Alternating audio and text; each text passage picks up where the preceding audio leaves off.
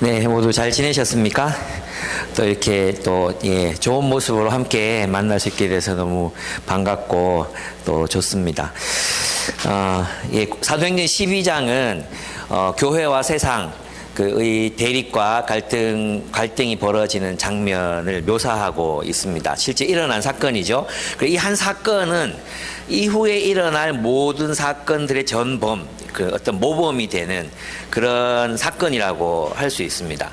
그래서 하나님 나라와 또 누가 싸웁니까? 세상 권력이 싸우지만 또 그래서 교회가 핍박을 받는 것 같고 불리해지는 것 같고 또 약화되는 것 같지만 실제로 하나님께서는 모든 세상 권력을 주도하고 계시고 승리하고 계시고 결국은 사도들 또 예수 그리스도의 신실한 제자들을 통해서 하나님의 말씀이 전진해가고 부흥해가고 성장한다. 그리고 하나님이 승리하신다는 것을 보여주는 일종의 하나의 어떤 청사진 혹은 그림 캐리커처 같은 그런 그런 인상을 주는 본문이 바로 이 본문이라고 할 수 있습니다. 그래서 이 본문을 읽는 많은 이제 사도행전을 읽는 그런 초대교회 성도들은 이 본문을 보고 굉장히 용기와 또 힘을 얻었을 거라는 것을 생각해 볼 수 있어요. 하나님이 정말 우리를 보호하고 계시고 지키고 계시고 아무리 권력이 무도하게 교회를 짓밟아도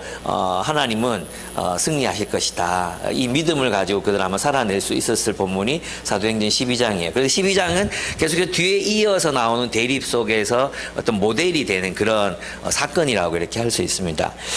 그리스도인은 이 세상 속, 그러니까 하나님을 떠난 인간이 인류가 만들어가는 세상 속에서는 고난을 겪을 수밖에 없습니다. 우리가 신실한 그리스도의 증인으로 살아간다면 세상은 하나님을 떠났기 때문에 어둠 속에 물론 하나님이 남겨두신 빛들이 있지만 여전히 어둠 속에 있을 수밖에 없죠. 세상은 구부러져 있고 또 세상은 불의하고 부조리하고 불공정하고 백종원 씨 말대로 세상 참 거지 같다. 그 거지 같은 세상 속에서 우리가 살아가고 있잖아요. 그렇기 때문에 정말 신실하게 주님의 말씀을 따라 진짜 upright, 정직하게 살려고 하는 그리스도인들은 고난을 겪을 수밖에 없다는 것입니다. 그래서 로잔 언약, 우리 복음주의자들의 선언인 로잔 언약 케이프타운 선언에도 이렇게 얘기하고 있습니다.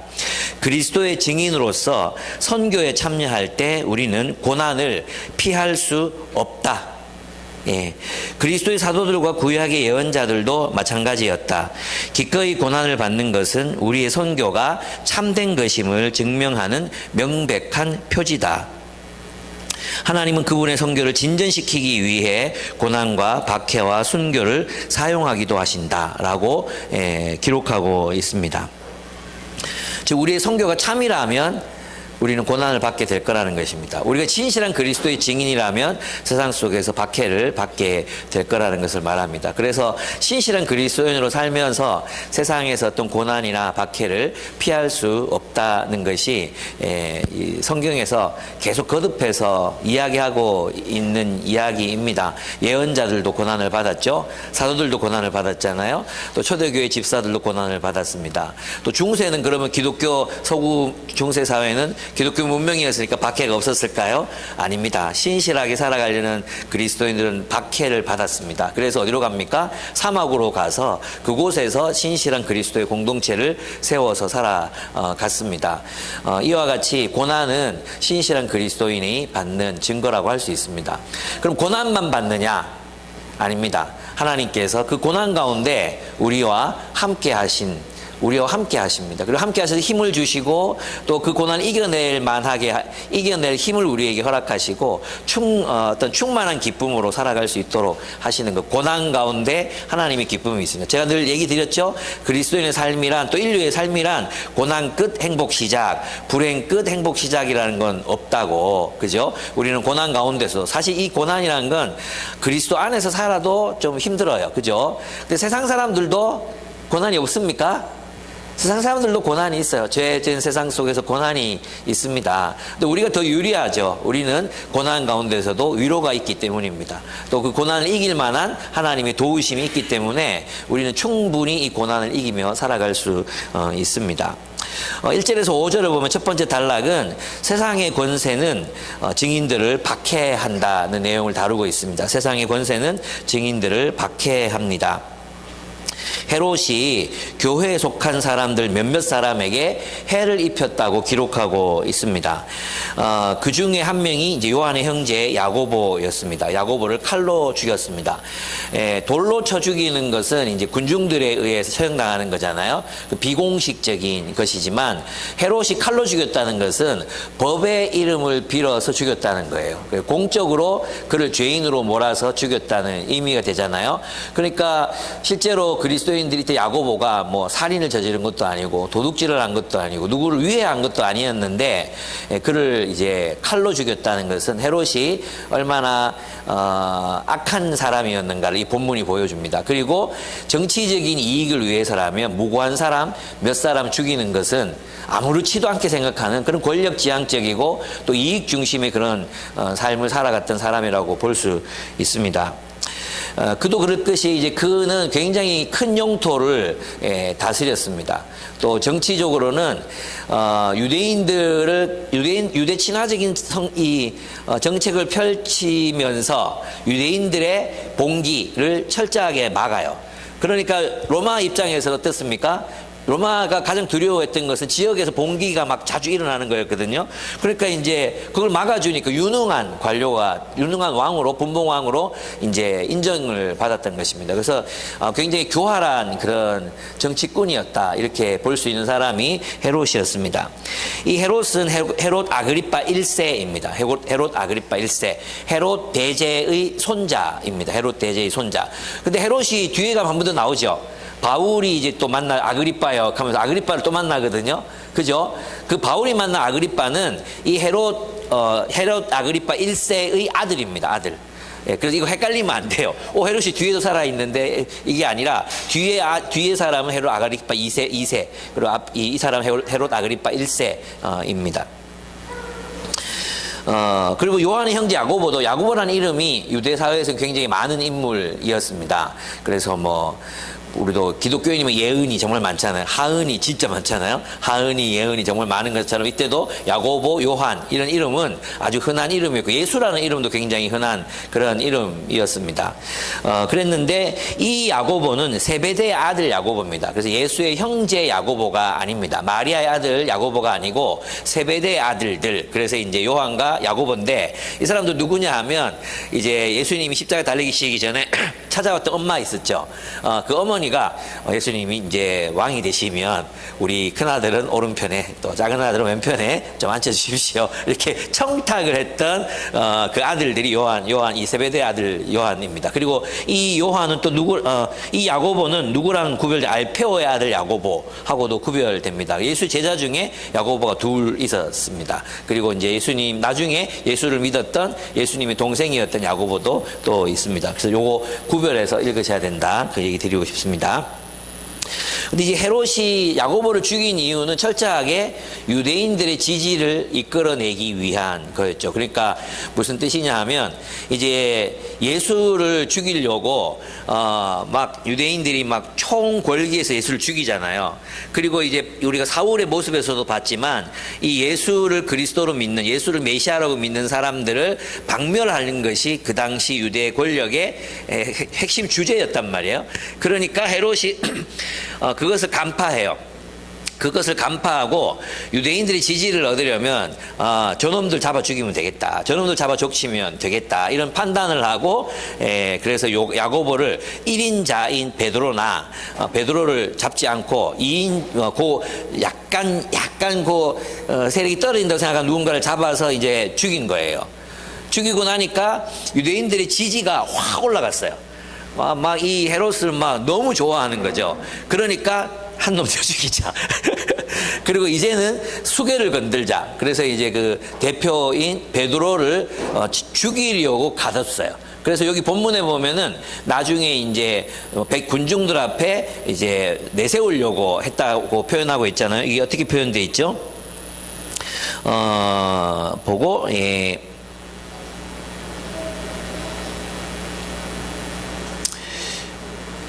예, 여기 6절에 보면 헤롯이 베드로를 백성들 앞에 끌어내기로 한 그 전날 밤이었다 이렇게 돼 있죠. 그 끌어내기로 한 전날 밤. 끌어낸다는 말은 뭐냐? 백성들 앞에 세우고 사형 언도를 내리고 죽이겠다는 뜻이에요. 예, 죽이겠다. 그 전날 밤, 죽이기 전날 밤 이렇게 표현하고 있어요.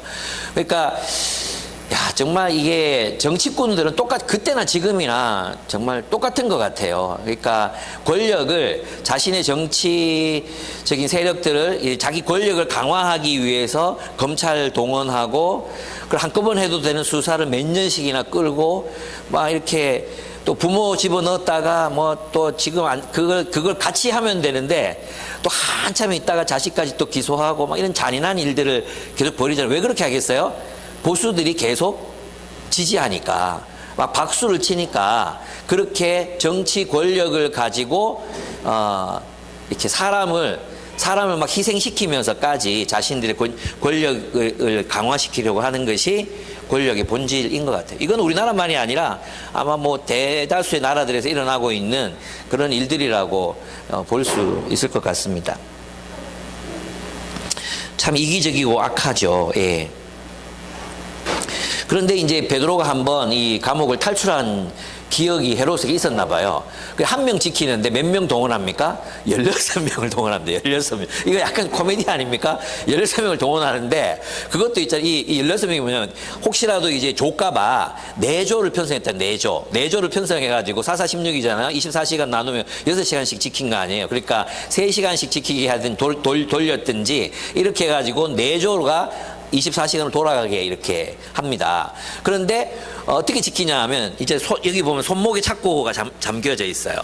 손목에 착고가 있고, 그 다음에 양 옆에 그 군인들이 누워서 같이 자요.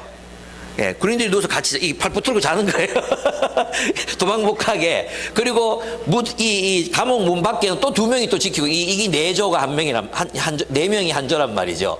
그러니까 이게 이제 집중력이 떨어질까봐 또 바깥감에 네 패가 이걸 지켰다고 이렇게 얘기하고 있습니다. 참 베드로는 이렇게 그 죽음의 위협을 당해야 됐고, 뭐 착고에 이렇게 뭐 감옥에 갇힐 일을 한 것도 아닌데, 이 감옥에 갇히는 수모 또 모욕 그리고 핍박을 겪습니다.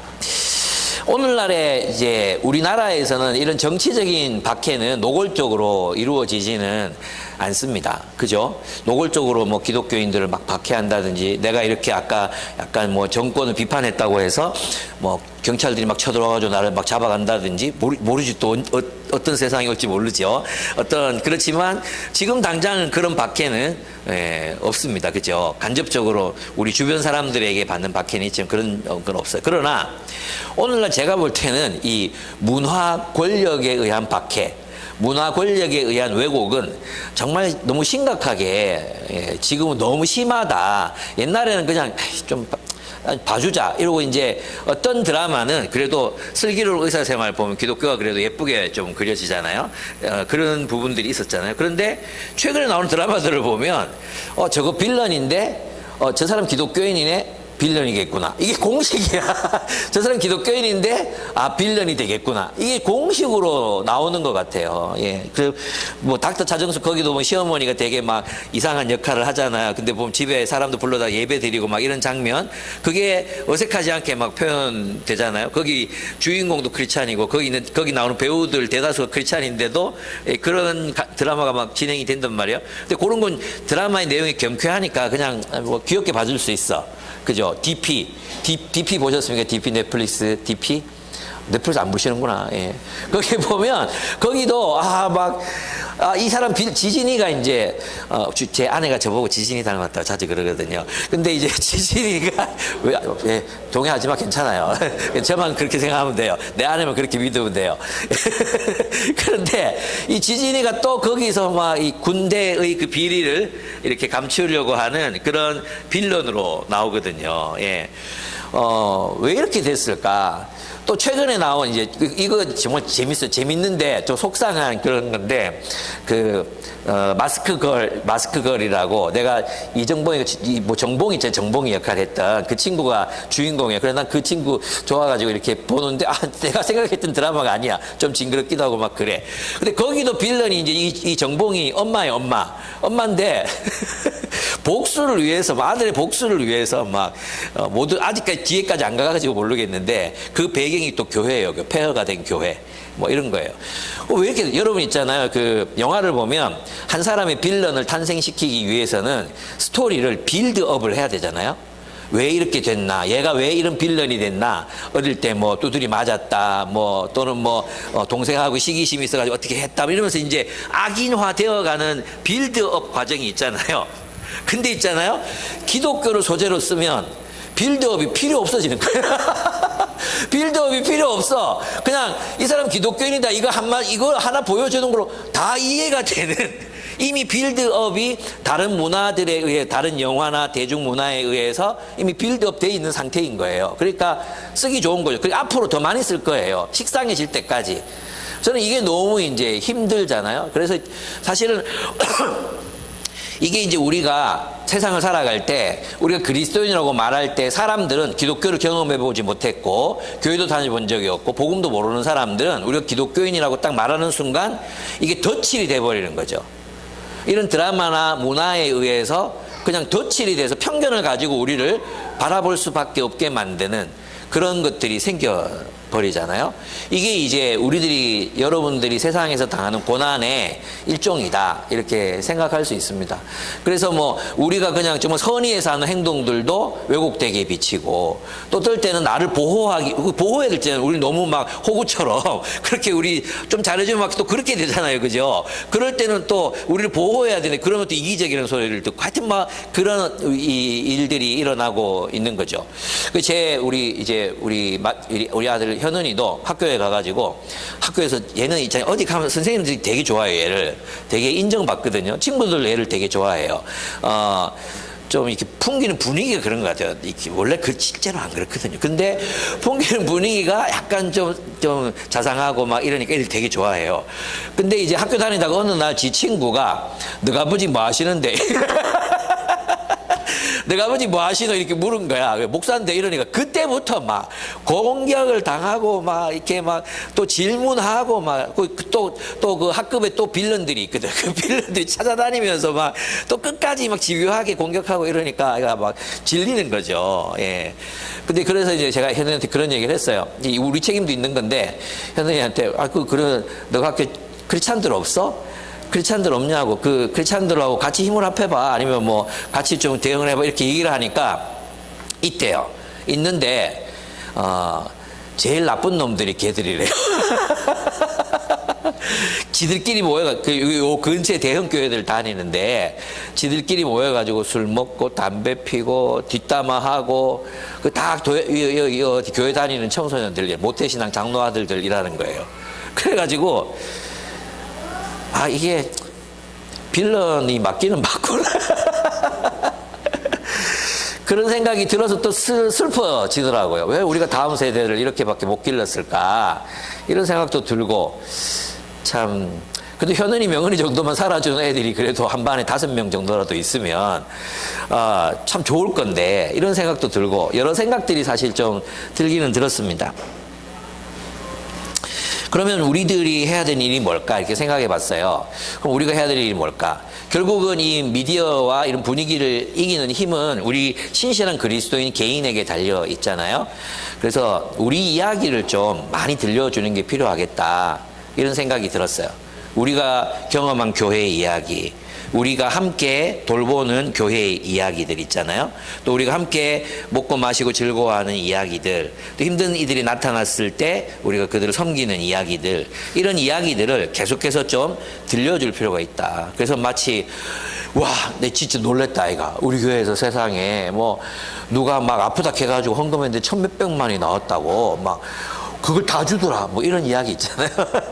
처음 듣는 것처럼 마치 우리는 이걸 처음 경험하는 것처럼 우리 주변 사람들에게 들려줄 필요가 있어요. 왜 이야기는 있잖아요. 우리 전도서에도 나오지만 광기, 어리석은 말이 결국은 광기로 끝나서 막 세상이 폭발하게 되는 것처럼 예언자들은 이 광기를 막기 위해서 뭐 합니까? 거짓 선지자들의 말을 막기 위해서 진짜 이야기 말을 하잖아요. 진짜 하나님의 이야기를 들려주잖아요.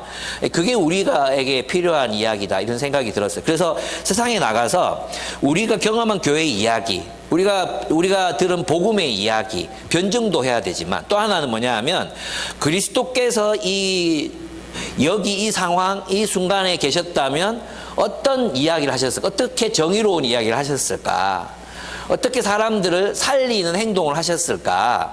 그래서 공적인 광장에서 그리스도인으로서 정말 난 그리스도인이야, 그래서 복음 전도하라 이런 뜻이 아니라 그곳에서 기독교적 가치, 성경적 가치를 말하고 성경적 가치를 실천하는 그런 삶을 계속해서 살아갈 수밖에 없겠다.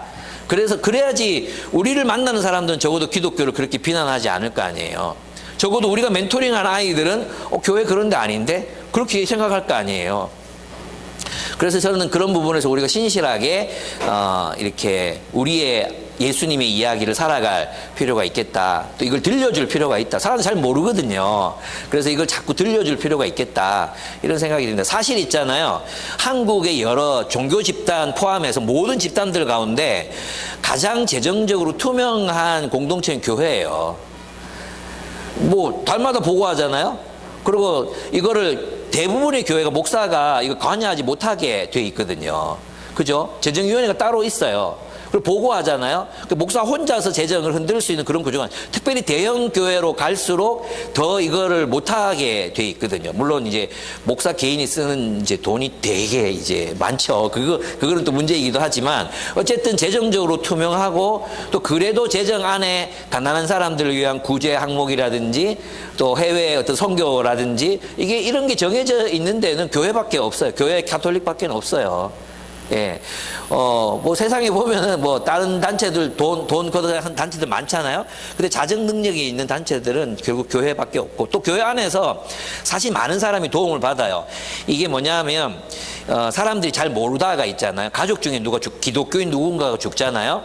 그러면은 사람이 깜짝 놀라는 거예요. 그 장례식장에 교회 사람들이 막 와서 도와주고 부조하고 같이 막 울어주고 이렇게 하는 거, 이런 정말 그 장례식장에서 가장 많은 사람들이 와서 위로하고 슬픔을 함께하는 공동체 교회밖에 없거든요. 그래서 여러분 아십니까? 장례식 끝나고 나면 기독교인이 많아져요. 장례식 끝나고 나면 그 가족들 중에 예수 믿는다는 사람들이 많아져. 저는 눈앞에서 봤어요. 한 장례식에 갔는데 장례 예배 드리고 나서 목사 설교 끝나고 나서 예수 안 믿던 한 사람이 여자분 진짜 걸걸한 여자분이 목소리로 나 이제부터 교회 나갈란다.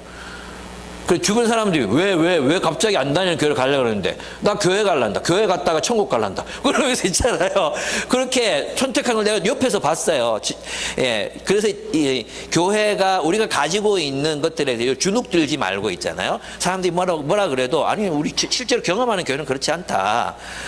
너희가 마치 뭐 북한 사람들이 남한 땅 생각하는 것처럼 생각하는데 와봐라. 와보면 안 그렇다. 이런 얘기를 좀 들려줄 필요가 있습니다. 교회를 추천할 때도 좋은 교회 잘 추천 이렇게 해주시는 것도 필요한 것 같아요. 어쨌든 저희 교회 성도들을 만나고 교회로 오신 분들이 계시잖아요. 이분들은 세상에 아무리 뭐라 그래도 자기가 경험한 그리스도인들, 자기 친구 그리스도인, 언니 그리스도인들이 이 사람은 안 그래. 이 사람이 또 이야기한 교회는 안 그러니까 교회 와서도 교회 오는 게 부담스럽지 않은 거죠. 어떤 이 문화적인 장비, 그 문화적인 어떤 권력에 박해하고 이거를 깨는 힘도 결국 우리들 자신에게 있다. 그거를 막 같이 동조하고 막 그렇게 할 게 아니라 좀 변호해야 된다. 교회를 사랑하는 마음으로 또 우리 안 그런 부분들이 많으니까 그걸 변호할 필요가 있다는 생각을 하게 됩니다. 부모님이 계셔서 조금 이제 죄송하긴 한데 저희 아버님이 이제 구역장을 서부교회에서 이제 다니실 때 구역장을 하셨거든요. 근데 어머니가 이제 허리가 아프셔가지고 제가 이제 물리치료 같이 다니면서 어머니가 이제 들려 주셨는데 내가 아버지가 구역장 할 때 또 우리 어머님은 되게 친화력이 굉장히 좋으시거든요. 우리 어머니 앞에서는 모든 사람들이 무장 해제돼요.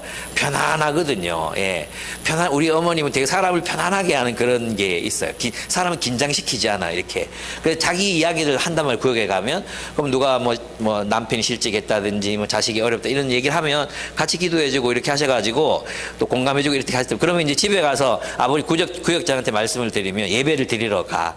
그 봉투 하나 가지고 가서 예배 드리고 방석 밑에 돈 넣어놓고 오고 우리 그래 살았다 이렇게 얘기하시더라고요. 그래, 우리 아버지 우리 엄마 맞네 생각하면서 되게 마음이 좋았어요. 이런 이야기 이런 걸 경험한 사람들은 절대 교회에 욕 못하죠. 그죠? 예, 그런 이런 이야기들이 우리들 가운데 많잖아요. 좀 들려주고 그래야 되겠다, 또 살아야 되겠다 이런 생각들을 많이 하게 됩니다. 그렇습니다. 예, 두 번째 이제 단락으로 가보면 6절에서 19절입니다. 하나님은 신실한 하나님의 증인들을 보호하십니다. 보호하시고 구원하십니다. 천사가 나타납니다. 천사가 나타나서 감옥에 갇힌 베드로를 풀어주었습니다. 근데 이 장면이 야고보가 죽은 거는 또 좀 슬픈 장면인데 어떤 사람 이게 또 불만일 거예요. 왜 야고보는 죽이고 베드로는 살리냐? 그게 이제 베드로가 물었던 질문이잖아요. 자는 어찌 됩니까? 그건 하나님 알아서 하실 거고 니는 네 길을 가라. 예수님 말씀하시잖아요. 그래서 어떤 사람은 죽어요. 예. 우리 가운데 어떤 사람들은 고난을 당해요. 그 고난 가운데서 그리스도의 증인이 돼야 되는 거예요. 어떤 사람들은 고난 가운데, 극심한 가난 가운데, 또 힘듦 가운데, 병마 가운데서 그리스도를 높이고 하셔야 돼요. 또 그 가운데 기쁨이 있어요. 예, 그게 고난만 있는 건 아니거든요. 어떤 사람들은 또 살아요. 그래서 야고보가 죽어가면서 베드로 새끼는 어떻게 되면 이렇게 할 필요 없어. 그냥 베드로는 베드로의 길을 가고, 베드로는 결국은 나중에 또 거꾸로 십자가에 못 박혀 죽잖아요. 그죠? 그러니까 여러분이 여기서 불만 갖지만 하나님이 하시는 일, 하나님이 계획과 뜻에 따라 하시는 일이에요. 우리는 그 앞에서 우리가 할 일을 하면 돼요. 하나님이 우리를 죽이시겠다 하면 죽는 거죠. 뭐 어떡하겠어요. 그죠? 하나님이 우리를 살리겠다고 하면 사는 거죠. 예. 그렇습니다. 근데 이 베드로가 감옥에 갇혔어. 그리고 이제 밖으로 불려 나오기 하루 전날이야. 그럼 그날 죽는 거잖아요. 그날 죽는 거거든요. 근데 그 다음날 죽는데 어떤 일이 있었냐? 잤어요. 나는 이 장면이 너무 재밌어요. 감옥, 나는 수련회 가서 낯선 장소에 제가 이 간사였고 그런데 아직도 낯선 데 가면 잠이 안 오거든요. 근데 감옥에 갔어. 이 당시 감옥이 또 얼마나 열악합니까? 그런 감옥에서 또 자는데 두 사람 사이에서 팔 붙들리가 이렇게 자고 있다. 착고에 이렇게 차여가지고 얼마나 불편하겠습니까? 이 착고에 차여가지고 이렇게 움직이지도 못하는 상황인데 그런 상황인데 너무 깊이 잠들어가지고 천사가 깨우다가 안 되니까 옆구리를 때려. 야, 일어나라. 옆구리 여기를 얼마나 머리를 흔들거나 하면 금방 자다가 머리만 대도 막 벌떡 일어나는데 그죠? 옆구리를 때려 쳐서 깨웠다 그래. 진짜 깊이 잠든 거죠. 다음날 죽는데 나 같으면 하나님 아직 할 일이 많습니다. 교회는 어떻게 됩니까? 또 결혼했잖아요. 결혼. 자식들 이름이 안 나와서 좀 궁금하긴 한데 아내는 어떻게 됩니까? 남겨진 사람은 어떡합니까?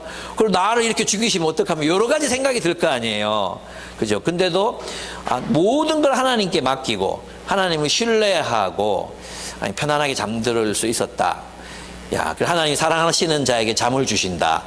이게 정말이구나. 야, 그 상황에서 잠이 오다니. 베드로는 위대하다. 예, 나도 이렇게 잠들 수 있는 사람이 되면 좋겠다. 불면증이 아니라 이런 상황 속에서 염려, 걱정 없이 하나님께 모든 걸 맡기고 이렇게 옆구리를 깨워서 겨우 깨워야 되는 그런 평안함, 그 능청스러움. 이거 배우고 싶다. 이 생각이 제게 좀 많이 들었습니다. 예.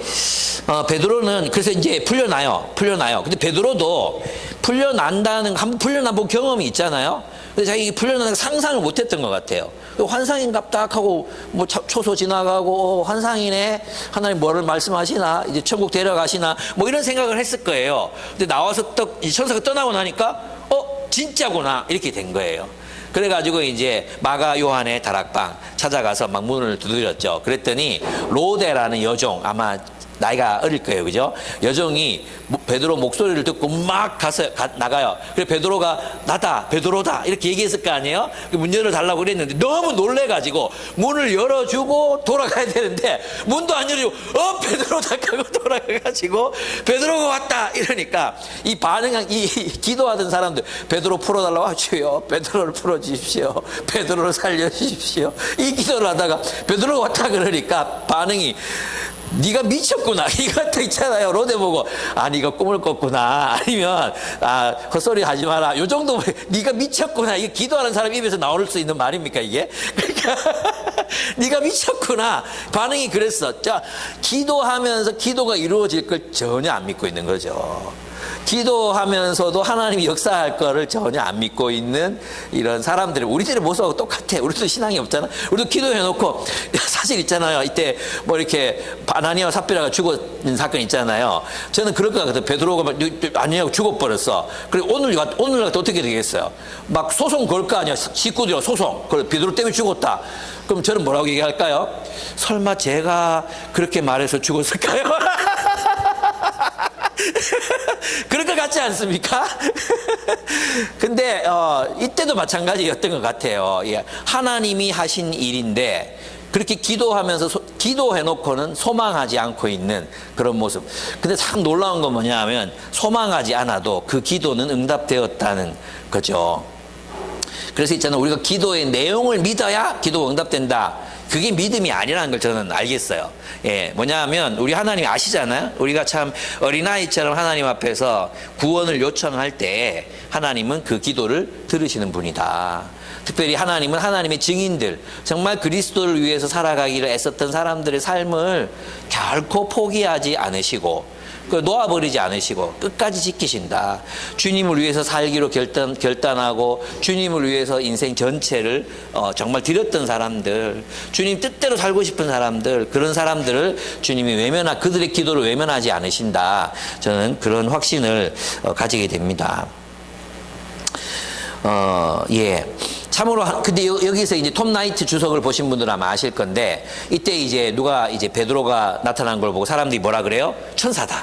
베드로의 천사다. 이렇게 얘기하잖아요. 이 얘기는 뭐냐면 베드로가 왔다. 이것보다도 베드로의 천사가 베드로의 죽음을 알리려고 왔구나, 이 정도로 생각을 했었어요. 그러니까 톰 나이트가 이걸 말하면서 오늘날 많은 사람들이 예수의 부활을 그런 식으로 믿는다는 거예요. 그러니까 천사가 나타났거나 유령이 나타나거나 이런 심령적으로 지금도 일어나잖아요. 예를 들면 할머니, 정말 나를 아끼던 할머니가 돌아가셨어. 그 할머니가 돌아가셨는데 돌아가시던 날 밤 멀리 떨어져 있었는데 돌아가시던 날 나에게 꿈에 나타나셔가지고 산삼 있는 자리를 알려줬어. 그래가지고 거기 가서 가보니까 진짜 산삼이 있었어. 그래서 벼락부자가 됐다. 이런 얘기 들어보셨죠? 안 들어봤습니까? 정말로 일어나는 일이거든요. 그리고 어떤 한 사람이 죽었는데 죽기 전에 자기한테 찾아와서 얘야 잘 있냐 물어보고 가셨어. 이런 일은 지금도 고대에도 일어나는 일이에요. 근데 이걸 있잖아요, 많은 사람들이 그걸 보고 이제 그 고대 이 당시에 그리스 문서에도 이런 게 있거든요. 굉장히 친했던 친구가 친구의 죽음을 애도하고 있었어요. 톰 나이트의 책에 보면 그 나오는데 애도하고 있었는데 이 친구가 유령이 돼서 나타난 거야.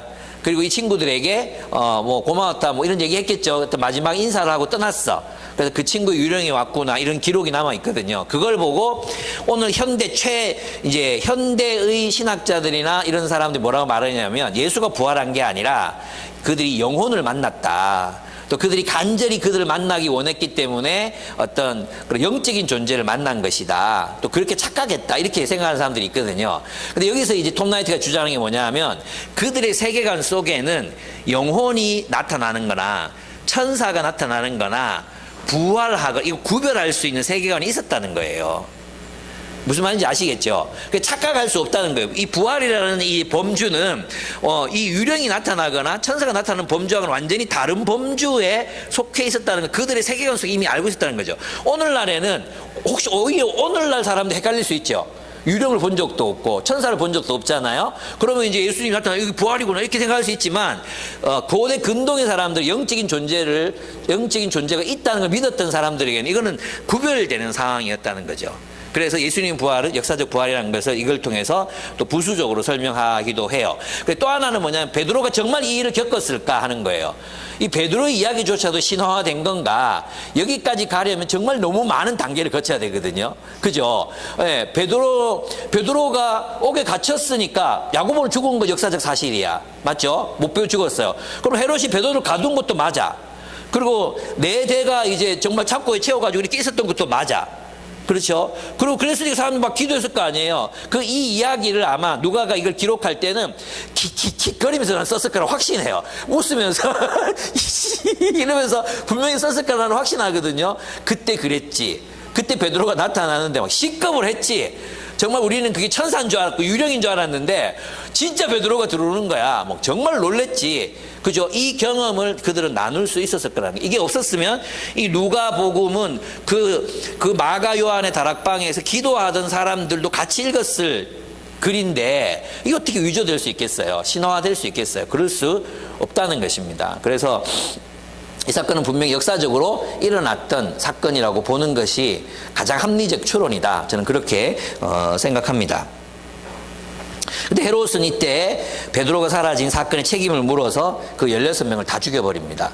그러니까 있잖아요. 이 인간은 진짜 못된 인간이에요. 그 사람 목숨을 정말 이야기 자초지종을 들어봐야 되잖아요. 창고에 차여 있었고 나도 같이 그 팔짱 끼고 있었다.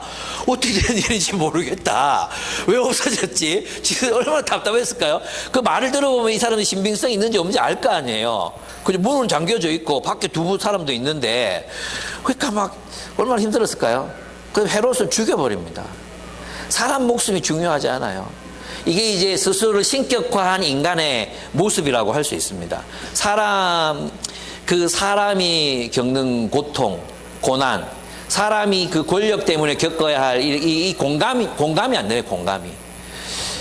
자신의 권력을 위해서는 그냥 막 사람을 죽여도 되고, 막 그냥 모함을 해도 되고, 있죠. 막 검찰 마음에 안 들면 기소만 해도 가문이 그냥 멸문지화한다. 기소만 해도. 기소하면 어떻게 됩니까? 기소가 되고 나면 그 변호사 쓰는데도 돈이 굉장히 많이 든대요. 예. 그러면 그거를 몇 번이나 해버리면은 그냥 한 가족에게 전 재산 날아가는 거는 그냥 뭐 눈 깜짝할 사이라는 거예요. 예. 근데 그런 걸 정치적으로 여야 할 것 없이 모두가 이용해 먹었잖아요, 이때까지. 이제 이런 일은 이제는 우리 한국에서도 일어나면 안 되는 일이다. 예, 그렇습니다. 이 헤롯의 종말을 보면 이 권력들의, 이 악한 권력의 종말이 어떻게 될지도 우리가 알 수 있습니다. 그렇죠. 예, 이 본문에서 우리가 적용할 수 있는 게 뭘까요? 고난받는 그리스도인을 위해서 기도해야 된다는 것입니다. 고난 중에 있는 그리스도인을 위해서 기도해야 합니다. 기도해야 합니다. 특별히 선교지, 특별히 저 북한 땅에 있는 그리스도인들 위해서 기도해야 됩니다. 제가 탈북민들 만나서 이제 얘기해 보면 예수 믿는 거 걸리면 어떻게 되냐. 그러니까 벌목장으로 간대요. 벌목장. 그럼 벌목장으로 가면 거기서 이제 일생 동안 벌목하다가 죽는 거예요. 벌목장이 굉장히 춥고 열악하고 그렇대요. 먹을 것도 없고. 많은 사람이 굶어 죽는데요. 노동하다가 죽고 그런데요. 거기서 결혼한 사람도 그냥 애도 거기를 못 나온, 죽을 때까지 못 나온대요. 죽어야 나온대요. 그걸 정말 무서워하시더라고요. 예. 저는 이 정권은, 이 북한 정권은 진짜 자기 권력을 유지하는 데만 관심이 있어요. 백성들을 돌보지 않아요, 지금. 백성들 자기를 반대하거나 자신의 권력이 위해가 된다고 생각하면 다 그냥 폭력, 폭정으로 그냥 다 다스려요. 근데 지금 북한에도 이제 스마트폰이 다 들어가 있거든요. 남한에서 송금도 하고요. 영상통화도 하고요. 그래요. 다 알아요. 한국에서 어떤 일이 벌어지는지 다 알아요. 북한이 정보가 막혀 있지 않거든요. 얘기했죠. 지난번에 오셔가지고 장마당이 막혔어요. 지금. 코로나 이후 장마당이 막혔잖아요. 근데 북한의 군인들은 월급이 굉장히 작거든요. 제가 들어보니까 장군들도 한 월 7만 원 정도 받네요. 월 7만 원. 그래서 한국에 돈 벌어가지고 월 100만 원 보내면 한 동네가 먹고 산대요.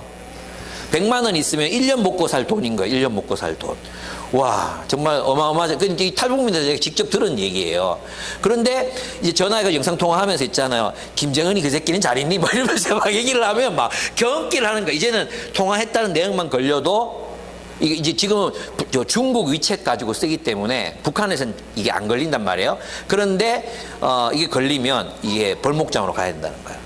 위험하니까 아예 돈도 안 보내고 지금 그러는 분들도 많아지고 있다. 이런 얘기를 제가 들었어요.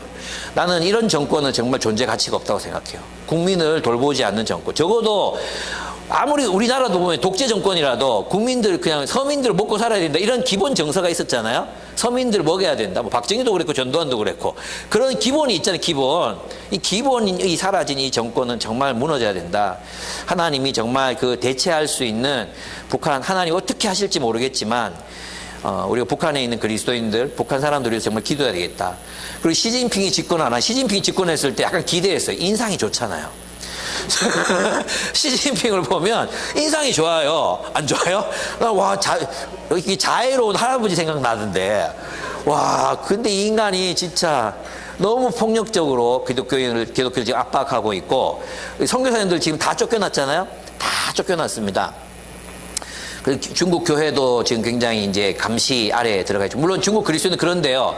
뭐 그러라 그래 이런데 그러라 그래. 뭐 이 성경 앞에다가 시진핑 어록 막 이게 인쇄해서 그것만 읽을 수 있거든요. 그래도 뭐 그러라 그래 그런 분위기라고 하더라고요. 그렇지만 지금 옛날에 비해서 많은 핍박을 받고 있거든요. 우리 기도해야 됩니다. 그리스도인들 위해서 정말 기도해야 되고요. 또 우리가 잊고 있는 거 있어요. 뭐냐 하면 이 나라 사람들 위해서 또 복음 선포가 복음 전도가 금지된 나라들 있잖아. 나는 이게 참 불공정하다 생각하거든요. 지들은 못하게 하고 딴 나라 가서는 그죠? 막 모스크 짓고 또 막 이렇게 하잖아요. 자기들 막 포교하잖아. 이맘들 막 초대해가지고 막 하잖아요. 자기들은 여기 들어와가지고 종교의 자유를 얘기하면서 지네 국가에서는 종교의 자유조차 없잖아요. 나는 이거 무너져야 됩니다. 기도해야 돼요. 하나님, 저 땅에 종교의 자유가 허락되게 해주십시오. 오랫동안 기도해서 그런지 모르겠지만 지금 이란이 무너지고 있죠. 이란이 여성들의 인권, 이 히잡 쓰는 문제, 이 문제로 여성들이 거부하고 막 이렇게 데모하고 이렇게 하고 있거든요. 근데 이 사람들을 지지했다가 유명 축구 선수 하나가 사형 선고를 받았어요. 이 말이 되는 정권입니까 이게? 근데 이란의 저 근대화가 어떤 식으로 일어날지. 여러분 이란에서 호메이니 이후에 기독교인이 된 사람들이 300만이 넘어요.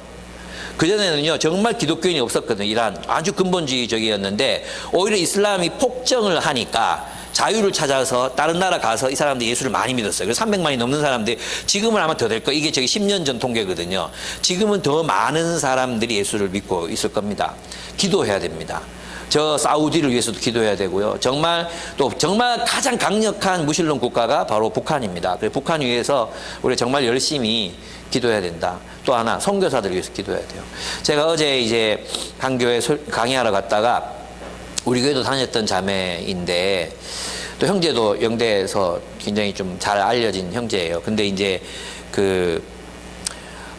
무슬림 국가에 가서 현지인들에게 복음 전하는 일을 한단 말이에요. 얘기를 들었는데 이 형제가 우울증이 걸렸대요. 그래서 되게 힘든 상황이라고 하더라고요. 또 애가 많은데 애들이 또 현지에 적응을 못 한대요. 그래가지고 어떻게 해야 되나. 그래 부르심 받았다고 믿고 거기서 버티고 견디는데 어떻게 해야 되지? 뭐 기도하는 수밖에 없겠다. 하나님 힘 주시라고 기도해야 되겠다. 이 생각이 들었어요. 그러고 보니까 내가 생각한 게 강양수기도 생각이 나는 거예요.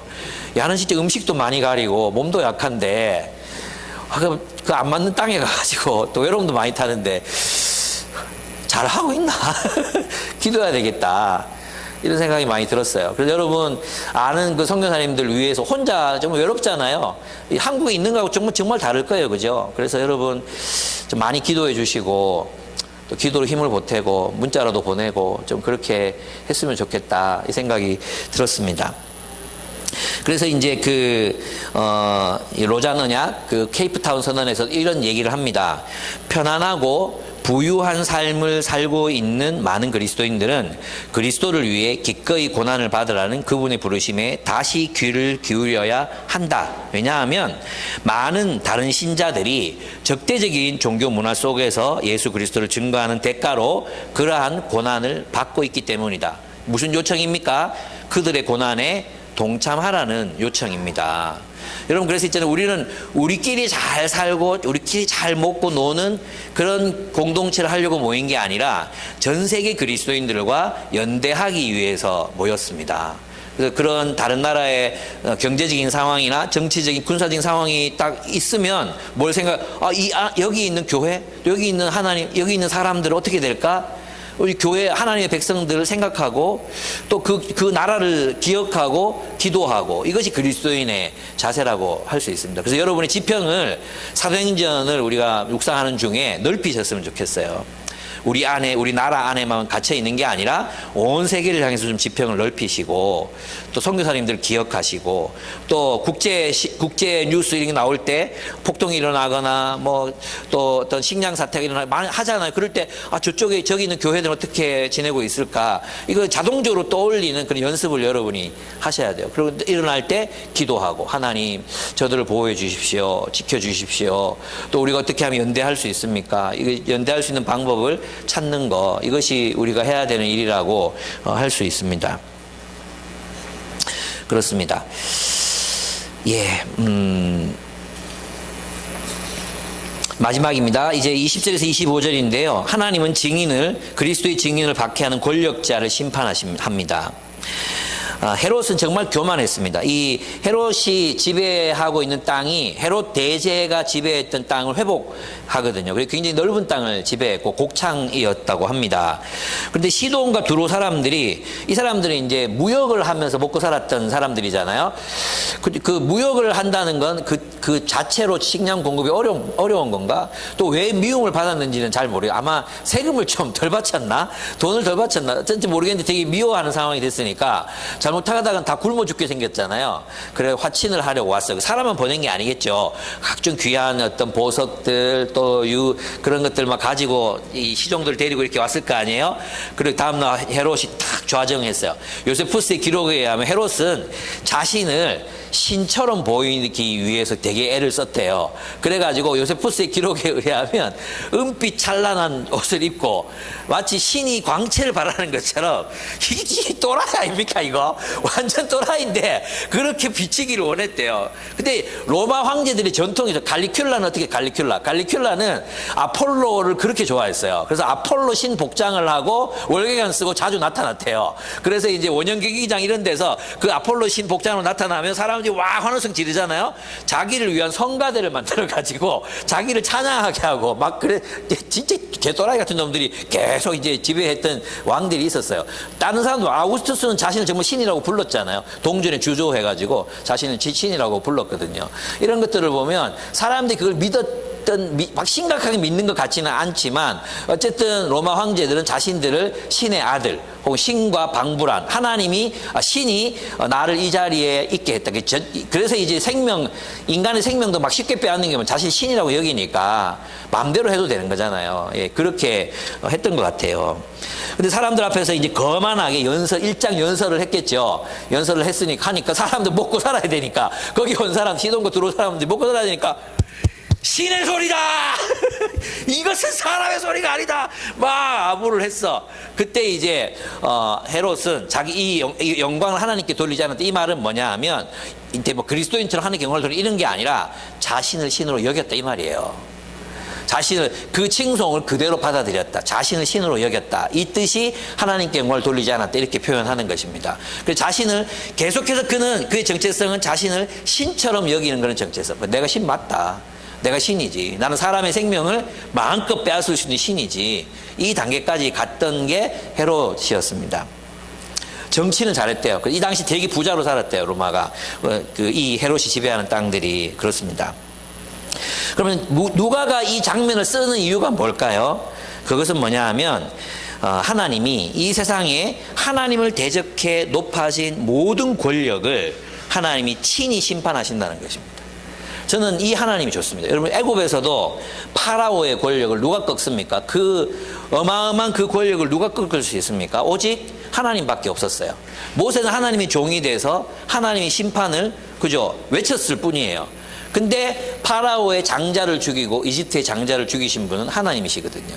이집트를 장자가 다 죽었다는 이집트가 멸망했다는 뜻이거든요. 상징적으로 장자가 죽었다는, 대표가 다 죽어버렸잖아요. 대표를 죽이는 거잖아요. 그러니까 나는 너희를 멸망시켰다. 헤롯도 마찬가지예요. 그러니까 하나님 나라를 대적하는 나라들, 하나님의 신실한 백성을 핍박하고 신의 자리에서 박해하는 이 모든 세상 권력을 누가 친히 다스리십니까? 하나님이 친히 다스리십니다. 하나님께서 저 김정은 정권을 하나님께서 심판하실 것이라고 저는 믿습니다. 하나님께서 신의 자리에서 사람들 전쟁터로 내보는 푸틴을 하나님께서 심판하실 것이라고 저는 믿습니다. 저 중국 땅, 이제는 이제 중국인들이 선교회를 조직해서 이제 선교하러 막 나가거든요. 예전에 우리는 중국에 선교 여행 갔잖아요. 이제 중국 사람들이 선교 여행을 전 세계로 떠납니다. 예, 그런 중국인데 시진핑이 지금 집권하고 있습니다. 하나님께서 시진핑을 또 심판하실 거라고 저는 믿습니다. 하나님이 다스리십니다. 하나님께서 무도하고 하나님 앞에서 무례하고 정의를 짓밟고, 그리고 이 헤롯이 한 일이 뭡니까? 그리스도인들이 핍박할 뿐만 아니라 인권을 파리 목숨보다 더 파리 목숨에 다름없이 여겼잖아요. 하나님이 이런 권력을 결코 좌시하지 않습니다. 사람의 인권을 짓밟는 권력, 그 정치 권력은 하나님께서 반드시 심판하십니다. 사람들이 보고 배워야 돼요. 박정희가 어떻게 죽었는지, 이승만이 어떻게 하야했는지, 이걸 보고도 못 배워. 하나님이 하신다니까요. 하나님이. 부끄럽지 않게 하려면 정말 달라져야 됩니다. 네. 하나님이 다스리신다. 하나님이 통치하고 계신다. 그래서 이 하나님 나라와 세상 권력의 충돌 속에서 우리는 고난과 핍박을 당할 수밖에 없지만 하나님이 우리 편에 서 계셔서 하나님이 우리를 보호하시고 하나님이 이기신다. 이 와중에도 어떤 걸 기록하고 있습니까? 하나님의 말씀이 개역개정에 보면 흥왕하여 가더라. 하나님의 말씀은 흥왕하여 가더라. 그래서 하나님 말씀이 전진하고 하나님 말씀이 널리 퍼져서 믿는 자들의 수가 늘어나더라 합니다. 여러분, 온 전 세계의 흐름을 보면 서구 유럽에서 기독교가 진 것처럼 보이지만 또 그 유럽의 기독교 아프리카로 건너가고 또 남미로 건너갔습니다. 그죠? 지금 아프리카와 남미에서 사상 유례 없는 부흥이 일어나고 있습니다. 인도네시아에도 어마어마한 부흥이 일어나고 있습니다. 네팔 땅에 어마어마한 부흥이 일어나고 있습니다. 우리 한국도 한때 이제 지나갔죠. 그럼 하나님께서는 어떤 곳에는 중국 땅에 지금 핍박이 있고 북한 땅에도 핍박이 있지만 하나님의 이 부흥의 불길을 계속해서 번져서 남미로, 아프리카로, 다시 또 미국으로, 또 미국이 지금 일부 지역들은 계속 부흥이 일어나고 있거든요. 침례자들이 수백 명씩 생겨나고 있다는 보고가 계속 나오고 있거든요. 그 내막은 또 살펴봐야 되겠지만 어쨌든 부흥 운동들이 지금 미국 땅에서도 뭔가 하나님께서 막 들썩들썩 하시고 계시는 느낌이 있어요. 시대가 암울합니다. 이 시대가 암울할수록 하나님께서는 가만히 계시지 않습니다. 하나님 사람들을 통해서 역사하시고 일하십니다. 여러분 있잖아요. 우리 한국교회도 지고 있는 것처럼 보이지만 이렇게 해가 지고 있는 것처럼 보이잖아요. 그렇지 않습니다. 여러분 중세교회도 대부분 90% 이상이 이단에 넘어갔던 사례가 있어요. 그럼에도 불구하고 하나님께서는 불꽃 같은 사람, 한 사람과 한 공동체를 일으키십니다. 불꽃 같은 한 사람, 한 공동체를 일으키셔가지고 전체를 다시 구출해냅니다. 예. 중세가 다 우상 숭배에 빠진 것 같아 보였지만 어땠습니까? 사막으로 도주한 사람, 사막에서 하나님 나라 세우고 그 수도원이 어마어마한 부로 막 그렇게 배불리 막 가니까 그곳에서 빌어먹자 하면서 탁발 수도성들이 생겼어요. 프란치스코 이런 사람들이 빌어먹으면서 하나님 복음 전하면서 복음을 지켜냅니다. 결국 이런 힘들이 결국은 계속해서 기독교를 지탱하는 힘이 돼요. 우리 교회도 그런 수도원적 공동체였고 사막으로 흘러간 공동체, 또 세례요한의 공동체, 우리는 어쨌든 이 세상에서 하나님 나라의 씨앗을 품고 또 또 불씨를 품고 계속해서 견디고 버티고 우리의 할 일을 하고 복음을 전하고 다음 세대를 일으켜야 합니다. 감사하게도 지금도 소수지만 많은 이들이 그리스도인이 되겠다고 우리 교회와 함께 하겠다고 가정들이 찾아오고 사람들이 찾아옵니다. 더 많은 사람들이 올 겁니다. 그리고 우리 이번에 여자공도 하고 유소년부 수련회도 하고 했잖아요. 아이들의 가슴 속에 그리스도가 심겨지고 있습니다. 아이들이 수련회 이전과 이후가 정말 좀 달라요. 뭔가 진지해졌어요. 저는 이걸 느끼거든요. 이 아이들 가운데서 복음이 심겨지고 우리 청소년도 있잖아요. 고1 아이들 여러분들이 맡았던 최재원이 뭐 명은이 자윤이 이런 애들 있잖아요. 이 아이들의 마음속에 정말 복음이 심겨졌어요. 이 아이들이 나중에 우리 아이들의 리더가 되고 여기 이 아이들 가운데 목사도 나오고 전도사도 나오고 간사도 나오고 저는 그런 걸 기대합니다. 멋진 다음 세대 교회들, 우리보다 더 멋있게 사역할 다음 세대 아이들이 자라고 있습니다. 부흥은 지금도 진정한 그리스도의 증인의 삶을 살기로 결단한 사람들과 함께 진행되고 있는 중입니다. 하나님의 말씀은 흥황합니다. 하나님의 말씀은 부흥합니다. 아멘. 이 믿음 하나님이 이기십니다. 사도행전 12장 여러분 힘 빠질 때마다 사도행전 12장을 보십시오. 그래 하나님이 이기셨지. 하나님이 헤롯을 죽이셨지. 베드로를 구원하셨지. 야고보는 죽었지만 베드로를 구원하셨지. 그리고 그를 통해서 말씀이 흥황하여 갔지. 바울에게 이어진 그 복음이 온 유럽을 강타했지. 지금도 하나님은 살아계시고 주의 말씀은 흥황하여 갑니다. 우리 함께 기도하겠습니다. 신실한 그리스도의 증인으로 살기를 결단하면서 함께 기도했으면 좋겠습니다. 하나님, 내가 세상에서 두려워하지 아니하므로 내가 그리스도인으로 살고 그리스도처럼 말하고 그리스도처럼 사람들을 섬기고 실천하고 그리스도의 증인으로 살아가겠습니다. 내 마음의 위축감, 또 내 마음의 어떤 그런 소심한 마음, 이 마음들을 다 주님 극복하고 승리하신 주님을 바라보고 살아가겠습니다. 지금 이 시기에도 주님은 역사하고 계시고 신실한 그리스도의 증인을 통해 복음이 말씀이 흥황하게 되는 것을 저는 믿습니다. 하나님, 우리와 함께 해 주십시오. 우리를 지켜 주십시오. 이 신실한 사람들을 지켜 주십시오. 복음을 갖고 살게 해 주십시오. 포기하지 않고 살게 해 주십시오. 기도하게 해 주십시오. 그래서 하나님의 부흥이 이 땅에도 다시 일어나게 해 주십시오. 우리 그렇게 주님 앞에 기도했으면 좋겠어요. 기도하겠습니다.